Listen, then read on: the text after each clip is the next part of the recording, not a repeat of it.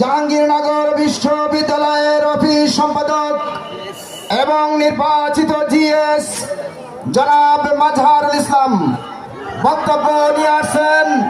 জনাব মাজহারুল ইসলাম।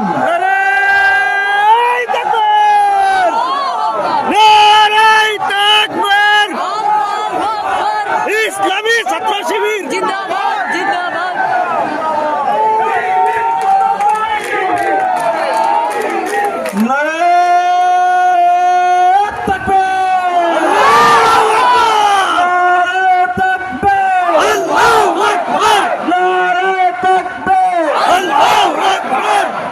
أعوذ بالله من الشيطان الرجيم بسم الله الرحمن الرحيم